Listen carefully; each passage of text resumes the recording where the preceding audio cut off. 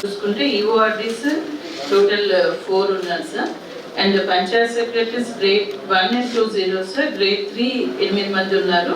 Grade 4 12 members. Total 24 members మనకు at executive లెవెల్లో మనకు ఉన్నారు sir. Next works taken up in tribal areas and 15 finance commission funds ఇవి తీసుకుంటే కన్నా total 60 roads 34 sir. Street lights వేశారు. Drains and sanitation water supply works కి total general funds నుంచి ఆ సెక్షన్ అర్థం కాక కూడా వాళ్ళు సతమత అవుతారు.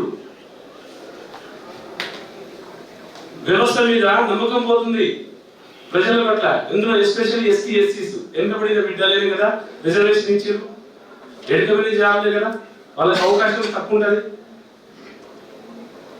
వాళ్ళకి ఆ ఫీల్ ఉండదు. మీరు చేయకపోవచ్చు కానీ వాళ్ళకి ఫీలింగ్ ఉండదు. మా దగ్గర మేము బంజారాలం కాబట్టి మేము మాదిగోళం కాబట్టి మమ్మల్ని పట్టించుకోలేదు, మమ్మల్ని కూర్చోబెట్టి మాట్లాడతలేదు, ఆఫీసర్లు పైసలు ఉన్న వచ్చి కూర్చోబెడుతున్నారు మాట్లాడుతున్నారు అని వాళ్ళకు ఒక మైండ్ కోపియా కూర్చుంటుంది. కానీ అదే మీరు కూర్చొని మాట్లాడితే కదా. Even though bank manager also bankers కూడా అంతే.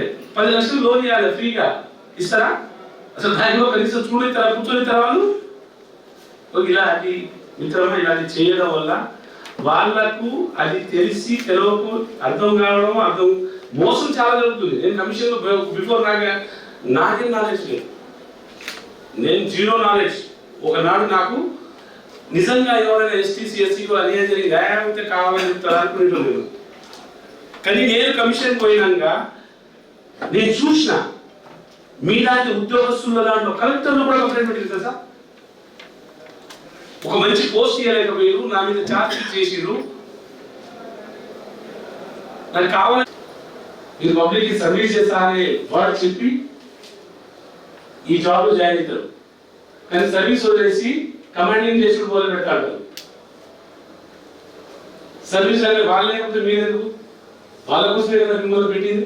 ఇలా కలెక్టర్ ఉండొచ్చు, ఎస్పీ ఉండొచ్చు, ఇంకెవరు ఎన్ని ఆ గ్రామాల్లో అయిపోయే పనులని డిస్ట్రిక్ట్ లెవెల్ ఎందుకు వస్తున్నాయి? ప్రథమం దాన్ని మేనేజ్మెంట్ చేసే డిస్ట్రిక్ట్ ఆఫీసర్ ఆల్సో దానికి బాధ్యులే. మీరు వచ్చేటప్పుడు జాయిన్ అయినా మీరు కాదు, నేను కూడా ఆల్సో. నేను ఒక 3 సంవత్సరాలు ఎందుకు అవి నాకు చేయలేదనో వాళ్ళకి అర్థమయ్యేటట్టు వివరించకపోవడమో దాని మీద క్షుణ్ణంగా నాకు అవగాహన ఉంది. 2 సార్లు 80లో ఎమ్మెల్యే చేసిన, 90లో ఎంపీ చేసిన, తర్వాత 2023లో ఎమ్మెల్యే చేసిన. సరే ఏది ఉన్నా పరిస్థితుల ప్రభావం ఏమున్నా గెలవలేకపోయాను. అయినా మాకు ఒక అవకాశం మోడీ గారు విధి విధానాలు ఉన్నాయి మా వాళ్ళు తీసుకుంటారు సార్. మాకు మాత్రం యథార్థత పోషిస్తారు సార్. మాకు ఏం విలువలు ఇయ్యరు, మర్యాద కూడా ఇయ్యరని మాట్లాడతారు.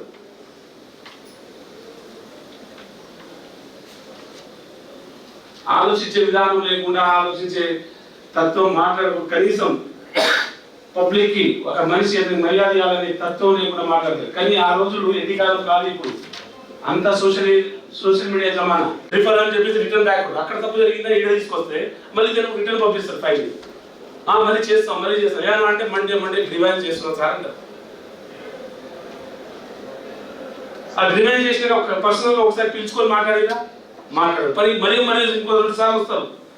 100 కంప్లైంట్లు వస్తే 90 కంప్లైంట్లు మండలాల్లో ఆగిపోతాయి. ఇక ఈ వ్యవస్థలో కానీ పని కాదు పాట కాదు యాక్షన్ అని చెప్పేసి వాళ్ళు నా బతుకు నేనే బతకాలని వెళ్ళిపోతాడు బయటికి. ఆ 10% వచ్చేటోళ్ళు చేస్తున్నాం సార్. హిందూపూర్లో ఉంది సార్ అది. అలాగే మనం చేస్తున్న ఇన్సిడి సర్వేలో అంటే నాన్ కమ్యూనికల్ డిసీజెస్లో ఇప్పుడు సొసైటీలో పెరుగుతున్న డయాబెటిక్, హైపర్ టెన్షన్ గురించి మనం సర్వే చేస్తూ ఫ్యామిలీ ఫిజిషియన్ కాన్సెప్ట్ అని మనం కండక్ట్ చేస్తున్నాం సార్. ఒక డాక్టర్ ఫీల్డ్కే వెళ్ళి అక్కడున్న హౌస్ టు హౌస్ విజిట్ చేస్తూ డయాబెటిక్స్, హైపర్ టెన్షన్ గుర్తించి ట్రీట్మెంట్ ఇవ్వడం సార్. అది ఆయుష్మాన్ భారత్ కార్డులు అందరికి ఇచ్చిరా? అందరికి ఇంకా ఇవ్వలేదు సార్. కొంచెం స్లోగానే ఉంది సార్ ప్రాసెస్. ఆ ఏఎన్ఎంస్ అంతా కొంచెం చేస్తున్నాం సార్. ప్రధానమంత్రి ఆరోగ్య యోజన తక్కువ ఉంది సార్. 2 కన్వర్జెన్స్ కింద చేస్తుంది. ఆరోగ్య కార్డ్స్ అన్ని ఇచ్చారు కదా? ఇచ్చాం సార్. ఎన్ని ఇచ్చినారు?